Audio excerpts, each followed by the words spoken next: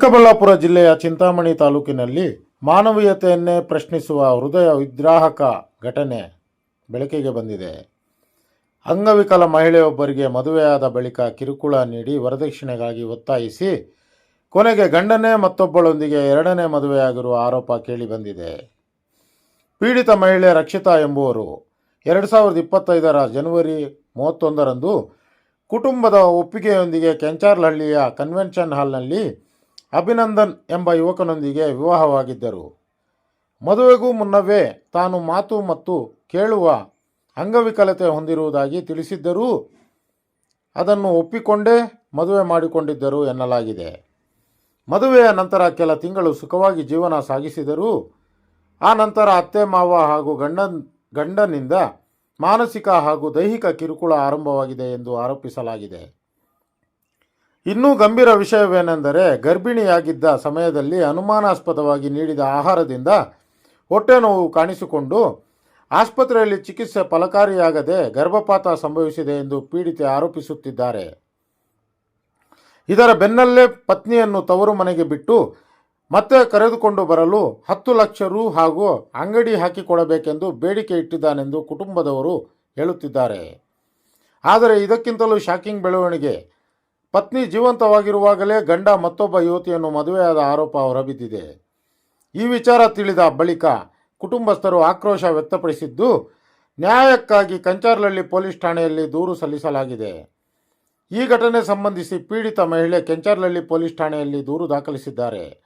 ದೂರು ಆಧಾರವಾಗಿ ಗಂಡ, ಅತ್ತೆ ಹಾಗೂ ಮಾವನ ವಿರುದ್ಧ ವರದಕ್ಷಿಣೆ ಕಿರುಕುಳ, ಮಾನಸಿಕ ಹಾಗೂ ದೈಹಿಕ ಹಿಂಸೆ, ವಂಚನೆ ಮತ್ತು ಎರಡನೇ ಮದುವೆ ಆರೋಪಗಳಡಿ ಪ್ರಕರಣ ದಾಖಲಿಸಿಕೊಂಡು ಪೊಲೀಸರು ತನಿಖೆ ಆರಂಭಿಸಿದ್ದಾರೆ.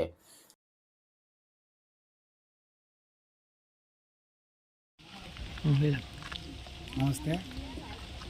ಅರ್ಜಿದಾರರಾದ KM ರಕ್ಷಿತಾ ಅವರ ದೊಡ್ಡಪ್ಪ ನಾನು. ಅಂದರೆ ನನ್ನ ತಮ್ಮನ ಮಗಳು. ಅವರಿಗೆ ಸುಮಾರು ಹಿಂದಿನ ವರ್ಷ ಜನವರಿ ತಿಂಗಳಲ್ಲಿ ಅವರ ಹಿರಿಯರು, ನಮ್ಮ ಹಿರಿಯರು ಕಡೆಯಿಂದ ವಿಜೃಂಭಣೆಯಾಗಿ ಮದುವೆ ಮಾಡಿಕೊಟ್ಟಿವಿ. ನಾವೇ ಅವರು ಕೆಂಚಾರ್ಲಹಳ್ಳಿ KNS ಕನ್ವೆನ್ಷನಲ್ಲೇ ಮಾಡಿಕೊಟ್ಟಿವಿ. ನಾವು ಮದುವೆ ಆದಮೇಲೆ, ಮದುವೆಗೆ ಮುಂಚೆ ನಾವು ಹೇಳಿದ್ವಿ ಅವರಿಗೆ 80% ಅಂಗವಿಕಲತೆ ಆಗಿದ್ದಾಳೆ ಅಂತ ಹೇಳಿದಕ್ಕೆ ಅವರು ಅದಕ್ಕೆ ಇಲ್ಲ, ನಮಗೆ ತುಂಬ ಅದೃಷ್ಟ ಚೆನ್ನಾಗೈತೆ ನಮಗೆ, ಅದಕ್ಕೆ ನಾವು ಮದುವೆ ಮಾಡ್ಕೊತೀವಿ, ನಮ್ಗೆ ಇಷ್ಟ ಆಗೈತೆ ಅಂತ ಹೇಳಿದ್ರು. ಸರಿ ಅಂತ ಅವರು ಹಿರಿಯರು, ನಮ್ಮ ಹಿರಿಯರಲ್ಲಿ ಸೇರಿ ಮದುವೆ ಚೆನ್ನಾಗಿ ಮಾಡಿಕೊಟ್ವಿ. ಅದಾದ ನಂತರ ಸುಮಾರು ಒಂದು 6 ತಿಂಗಳಾದ ನಂತರ, ಒಂದು 6 ಇಲ್ಲ 5 ತಿಂಗಳು ನಂತರ ಆ ಹುಡುಗಿ ಮಾಮ ಎಲ್ಲರೂ ಗೊತ್ತಿದ್ದಂಗೆ ಗರ್ಭಿಣಿ ಆಗುತ್ತಾಳೆ. ಆವಾಗೇ ಶುರುವಾಯಿತು ಅವ್ರ ಮನೆಯಲ್ಲಿ ಏನಂದ್ರೆ ತಾಯ್ತನ ಕಿರುಕುಳ ಕೊಡೋದು, ಚಿತ್ರಹಿಂಸೆ ಕೊಡೋದು. ಆ ಹುಡುಗಿ ಯಾವ ಈ ಹಳ್ಳಿ ಕಡೆ ಹೇಳ್ತಾರಲ್ಲ, ಎಳ್ಳು, ಪಪ್ಪಾಯ ಕಾಯಿ ಇಂಥವೆಲ್ಲ ಕೊಡೋದು. ಆ ಹುಡುಗಿ ಅದು ಗೊತ್ತಾಗೋದಿಲ್ಲ. ಆ ಹುಡುಗಿ ಅನ್ಎಜುಕೇಟೆಡ್ ಹುಡುಗಿ. ಯಾವರು ಏನು ಕೊಟ್ಟರು ಅದು ತಿಂತಾಯಿದ್ದಿಲ್ಲ, ಯಾವಾಗ ತಿಂತಾಯಿದ್ರು ಅವ್ರಿಗೆ ಗೊತ್ತಿಲ್ಲ. ಏನೋ ಎಳ್ಳು ಅಂದರೆ ತಿಂದರೆ ಏನಾಗುತ್ತೆ, ಪಪ್ಪಾಯ ಕಾಯಿ ತಿಂದರೆ ಏನಾಗುತ್ತೆ ಅಂತ ಆ ಹುಡುಗಿಗೆ ಗೊತ್ತಿಲ್ಲ, ತಿಂತಾಯಿದ್ರೆ. ಆಮೇಲೆ ಆ ಹುಡುಗಿ 6 ತಿಂಗಳಾದಮೇಲೆ ಹೊಟ್ಟೆ ತುಂಬ ನೋವು ಬಂದೈತೆ. ಆವಾಗ ಅವ್ನು ಹುಷಾರು ಬಿದ್ದು ಅವ್ರ ತಾಯಿಗೆ ಫೋನ್ ಮಾಡೋಲ್ಲ, ನಿಮ್ಮ ಮಗಳಿಗೆ ಈ ಥರ ಆಗ್ತಾ ಅಂತ ಹೇಳ್ಬಿಟ್ಟು ಫೋನ್ ಮಾಡಿಬಿಟ್ಟು ಅವನೇ ಕರ್ಕೊಂಡೋಗಿ ತವ್ರ ಮನೆಯಲ್ಲಿ ಅವರ ಅತ್ತೆ ಮನೆಯಲ್ಲಿ ಬಿಡ್ತಾನೆ. ಅವನು ಅವ್ರ ಅತ್ತೆ ಹೋಗಿ ಸ್ಕ್ಯಾನಿಂಗ್ ಮಾಡಿಸಿ ಅದೇನೋ ಮಾಡಿಸಿ ಲಾಸ್ಟ್ ಹಾಸ್ಪಿಟಲ್ ಅಡ್ಮಿಟ್ ಮಾಡ್ತಾರೆ. ಅಲ್ಲಿ ಯಾವ ಚಿಕಿತ್ಸೆ ಫಲಾರಿ ಆಗದೆ ಅಬಾರ್ಷನ್ ಆಗುತ್ತೆ. ಅಬಾರ್ಷನ್ ಆದಾಗ ಮತ್ತು ಆ ಹುಡುಗಿನ ತಾಯಿ ಮನೆಗೆ ರಸ್ತೆ ಕಡೆಗೆ ಕಳಿಸ್ಕೊಡ್ತಾರೆ. ಆ ಬಿಟ್ಟು ಹೋದ್ಮೇಲೆ ಮತ್ತೆ ಅವರು ಸುಮಾರು ತಿಂಗಳು ಆ ಕಡೆ ಬರಲೇ ಇಲ್ಲ. ಅದೇ ಅವ್ರ ತಾಯಿ ಅತ್ತೆ ಆದವಳು ಫೋನ್ ಮಾಡಿ, ಆಯ್ತಪ್ಪ ನಾವು ಸುಧಾರಿಸಿದ್ವಿ, ಬಂದು ನೀನು ನೀನು ಹೆಂಡತಿ ಕರ್ಕೊಂಡು ಹೋಗು ಅಂತ ಹೇಳಿದಾಗ, ಇಲ್ಲಮ್ಮ ನಾನು ಕರ್ಕೊಂಡು ಬರೋಕ್ಕಾಗಲ್ಲಮ್ಮ, ನಾನು ಈಗ ಸಾಲ ಸಿಕ್ಕಾಪಟ್ಟೆ ಮಾಡಿದ್ದೀನಿ, ನನಗೆ ಈಗ ತಕ್ಷಣಕ್ಕೆ ಒಂದು 50 ಲಕ್ಷ ಕೊಟ್ಟು ನನಗೆ ಪೇಂಟ್ ಹಾಕೊಳ್ಳೋ ಹಾಸ್ಪಿಟಲ್ ಕರ್ಕೊಂಡ್ಬಿಟ್ಟಿಲ್ಲ, ನಾನು ಕರ್ಕೊಂಡು ಹೋಗೋದಿಲ್ಲ ಅಂತ ಕಡಿಸಿ ಹೇಳ್ಬಿಟ್ಟ. ಏನು ಮಾಡಿದ್ರು ನಾವು ಯೋಚನೆ ಮಾಡ್ತಾ ಇದ್ದಾಗ ಚಿಂತಾಮಣಿ ಪೊಲೀಸ್ ಸ್ಟೇಷನಿಂದ ನಮಗೊಂದು ಕರೆ ಬಂತು. ಕೆಂಚಾರ್ಲಹಳ್ಳಿ ಪೊಲೀಸ್ ಸ್ಟೇಷನಿಂದ ಒಂದು ಕರೆ ಬಂತು ನಮಗೆ, ಅರ್ಜೆಂಟಾಗಿ ಬನ್ನಿ ಇಲ್ಲಿ. ಏನು ಸರ್ ಅಂತ ಕೇಳೋದಕ್ಕೆ, ಹಿಂಗಾಗಿ ನಿಮ್ಮ ಅಳಿಯಾದವನು ಬೇರೆ ಯಾರೋ ಒಬ್ಬ ಜನರಲ್ ಹುಡುಗಿನ ಕರ್ಕೊಂಡೋಗಿ ಮದುವೆ ಆಗಿದ್ದೇನೆ, ಬೇಗ ಬನ್ನಿ ಅಂದರು. ಆವಾಗ ನಾವು ಬಂದಾಗ ನಂಗೆ ಇಲ್ಲೆಲ್ಲ ಗೊತ್ತಾಯಿತು. ಆ ಹುಡುಗಿ ಕರ್ಕೊಂಡ್ಬಂದಿದ್ರು. ಯಾಕೆ ಏನು ಅಂತ ಕೇಳಿದ್ರೆ ಅವರು ಸರಿಯಾಗಿ ನಮಗೆ ರೆಸ್ಪಾನ್ಸ್ ಮಾಡಲಿಲ್ಲ. ಆಮೇಲೆ ಹಾಗೆ ಇದು ಏನು ಮಾಡೋದು ಅಂತ ನಮಗೆ ಯಾಕೋ ತಲೆ ಬಿಸಿ ಬಂದುಬಿಡ್ತಾವಾಗ ಹೋಗಿ ಯಾರೋ ಇಲ್ಲಿ ಪೊಲೀಸ್ ಸ್ಟೇಷನಲ್ಲಿ ನಮ್ಮ ಸಾಹೇಬ್ರು ಒಬ್ಬರು ಚಂದ್ರಕುಮಾರ್ ಸರ್ ಅಂತ ಒಬ್ಬರಿದ್ದರು. ಅವರು ಬಂದು ನಮಗೆ ಕೂರಿಸ್ಕೊಂಡು ನಮಗೆ ಹೇಳಿದ್ರು, ಅಪ್ಪ ಆಗಿದ್ದಾಗ್ಬಿಟ್ಟೆ ನೀವು ಕಳಿಸ್ತೀರ, ಹೆಂಗೆ ಸರ್ ಕಳಿಸೋದು, ನಾವು ಸಾಯಿಸ್ತಾರೆ ಅವರು, ಈ ಥರ ಚಿತ್ರಹಿಂಸೆ ಕೊಟ್ಟಿದ್ದಾರಲ್ಲ ಹೆಂಗೆ ಅಂದರೆ ಆಯಿತು ಒಂದು ಕೆಲಸ ಮಾಡಿ ಹೋದರೆ ಹೋಗಲಿ ನಾನು ಒಂದು ಪ್ಲ್ಯಾನ್ ಕೊಡ್ತೀನಿ ಅಂದರೆ ಏನು ಹೇಳಿ ಸರ್ ಅಂತ ಹೇಳಿದಕ್ಕೆ ಅವರು ಒಳ್ಳೆ ಐಡಿಯಾ ಕೊಟ್ಟರು ಪಾಪ ಅವರು ನಮಗೆ ಏನಂತ ಫಸ್ಟ್ ಒಡವಿಲ್ಲೆಲ್ಲ ತಗೊಂಬಿಡಿ ನೀವು ಒಡವಿಲ್ಲೆಲ್ಲ ತಗೊಂಬಿಡಿ ಆಮೇಲೆ ಏನು ಬೇಕಾದ್ರೂ ಮಾಡ್ಕೊಳ್ಳಿ ನೀವು ಅಂತ. ಸರಿ ಆಯ್ತು, ಯಾರೋ ಒಬ್ಬ ದೊಡ್ಡ ಹಿರಿಯರು ಅಂತ ಹೇಳ್ಬಿಟ್ಟು ನಾವು ಮಾತು ಕೇಳಿದ್ವಿ.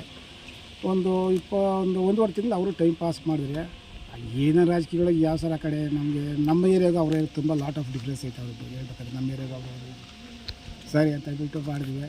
ಲಾಸ್ಟ್ ಅವ್ರು ರೆಸ್ಪಾನ್ಸ್ ಮಾಡಲಿಲ್ಲ, ಹೋಗಲಿ FIR ಮಾಡ್ಕೊಂಡ್ರೆ ಅದು ಮಾಡಲಿಲ್ಲ. ಯಾಕಂದ್ರೆ ನೋಡಿ ತುಂಬ ಬೇಜಾರಾಯಿತು. ಲಾಸ್ಟ್ ಆಮೇಲೆ ಸರ್ಕಲ್ ಇನ್ಸ್ಪೆಕ್ಟರ್ ಸರ್ ಹತ್ರ ಹೋದ್ವಿ, ನಮ್ಮ PSI ಮೇಡಮ್ ಅವ್ರ ಹತ್ರ ಹೋಗಿ ಕೇಳೋದಕ್ಕೆ ಅವರು ಇವತ್ತೆಲ್ಲ ಸೇರಿ ಒಂದು FIR ಮಾಡಿದ್ದಾರೆ. ಅದೇ FIR ನಾವು ಇದು ಕೊಟ್ಟಂಗೆ ನಾವು ಮಾಡಿಲ್ಲ, ಅವರು ಅದರಲ್ಲಿ ಸ್ವಲ್ಪ ಚೇಂಜ್ ಮಾಡಿದ್ದಾರೆ ಅವರು. ಸರಿ ಏನೋ ಒಂದು ಮಾಡಿದ್ದಾರೆ. ಈಗ ಈ ಥರ ಆಗಿರೋದಕ್ಕೆ ನಮ್ಮ ಇಂಥ ಇದು ಹೆಣ್ಮಕ್ಳಿಗೆ ಆಗಬಾರ್ದು, ನಮ್ಮ ದೇಶದಲ್ಲಿ ಯಾರಿಗೂ ಆಗಬಾರ್ದು ಅಂತ ಒಳ್ಳೆ ಶಿಕ್ಷೆ ಆಗಬೇಕು. ಆ ದೇವರು ಮೇಲೆ ಬರ ಹಾಕಿದ್ದೀವಿ. ಆದರೂ ಇವರು ನಮ್ಮ ಕಾನೂನು ಸುವ್ಯವಸ್ಥೆಯಲ್ಲಿ ನಮ್ಮ ಪೊಲೀಸ್ನವ್ರು ಸ್ವಲ್ಪ ಅವ್ರ ಮೇಲೆ ಆಕ್ಷನ್ ತಗೊಬೇಕು. ಆಮೇಲೆ ನ್ಯಾಯಾಲಯ ಐತೆ, ಅದು ಏನು ಮಾಡ್ತೀವಿ ನೋಡೋಣ. ಎಲ್ಲ ಮಾಡಿಕೊಟ್ಟಿದ್ದೀವಿ. ಇಂಥ ನಾನು ಹೇಳಿದ ಒಂದೇ ಇಂಥ ಹೆಣ್ಮಕ್ಳಾದಂಗೆ ನಮ್ಮ ದೇಶದಲ್ಲಿ ಯಾರಿಗೂ ಆಗಬಾರ್ದು. ಯಾಕಂದ್ರೆ ಅಂಗವಿಕಲತೆ 80% ಅಂಗವಿಕಲತೆ ಅವ್ರಿಗೆಲ್ಲ ಹೇಳಿದ್ರು ಅವರು ಈ ಥರ ಮಾಡಿದ್ದಾರೆ ಅಂದರೆ ಈ ಮಾಡಿದ್ದಾರೆ. ಇಷ್ಟ ಹೇಳಿದೆ ಸರ್, ಇಷ್ಟು ಥ್ಯಾಂಕ್ ಯು. 90% ಅಂಗವಿಕಲತೆ ಇದೆ ಮಗುವಿಗೆ. ಹಿರಿಯರ ಸಮ್ಮುಖದಲ್ಲೇ ನಾವೆಲ್ಲನೂ ಕರೆಸಿ ಎಲ್ಲ ಈ ಮಗುಗೆ 90% ಅಂಗವಿಕಲ ಐತೆ, ಕಿವಿ ಕೆಲಸಲ್ಲ ಅಂತ ಹೇಳ್ತಾನೆ ನಾವು ಲೈಫ್ ಕೊಡ್ತೀವಿ ಅಂತ ಮದುವೆ ಮಾಡ್ಕೊಂಡು ಹೋಗಿರ್ತಾರೆ. ಇವಾಗ ಅವಾಗ ಕಿರುಕುಳ ಕೊಡೋದು ಈ ಥರ ಎಲ್ಲ ಮಾಡ್ತಾ ಇದ್ದಾಗ ನಾವು ಕಂಪ್ಲೇಂಟ್ ಕೊಡೋದು ಬಂದು ಇಲ್ಲಿ 1.5 ತಿಂಗಳಾಯ್ತು ನಾವು ಕಂಪ್ಲೇಂಟ್ ಕೊಟ್ಟು. ಆಮೇಲೆ ಸೆಟಲ್ಮೆಂಟ್ ಮಾಡ್ತೀವಿ ಅಂತ ಹೇಳ್ಬಿಟ್ಟು ಒಡವೆಲ್ಲ ಸೆಟಲ್ಮೆಂಟ್ ಮಾಡ್ತೀವಿ ಅಂತ